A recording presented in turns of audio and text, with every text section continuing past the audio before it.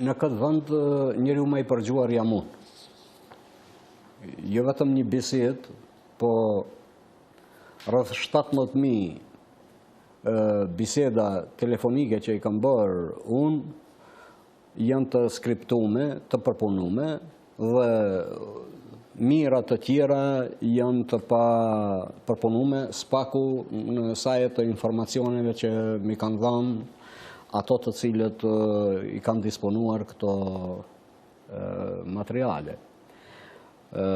Sigurisht që të gjithë ju e keni parë që sa herë ka patur momente ku Bashkimi Demokratik për Integrim ka qenë partia e vetme që duheshte të vendosë dhe vendimet vareshin krejtësisht nga Bashkimi Demokratik për Integrim, momente delikate, unë merja nga një porosi prej Beogradi. Po, le ta bëj këtë veprim Ali Ahmeti, por ne do e lëshojmë një përgjim ku ai fyen shan profetin Muhammed. Unë kur kam bërë, që e theksova më lartë, çka ka për mua le ta nxjerrin, edhe të natyrave të bisedave të private, nuk kam qenë, si thuash, një kreten. Dhe kam thënë seriozisht, dhe kam thënë shpirtërisht, çka ka për mua le të dalë. Unë i hedhi tërësisht si të pa vërteta, sepse di bindjen time, di qëllimet e mia, dhe asgjë të vërtet të kësaj natyre nuk ka. Por, për qëllime të këqija, ja që edhe lëshojnë provokacione të tilla, me qëllim që të dezinformojnë opinionin.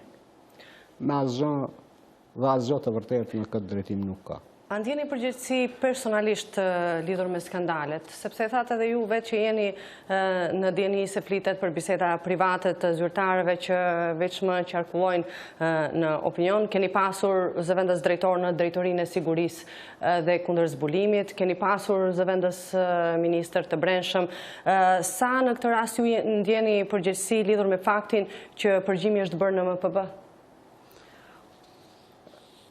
Kjo do një shpjegim që vërtet të kuptohet prej të gjithë qytetarëve. Bashkimi Demokratik për Integrim është pjesëmarrës në këtë qeveri, nuk është partner që ndan çdo gjë në këtë qeveri. Bashkimi Demokratik për Integrim mase nuk është në disa vende delikate, sepse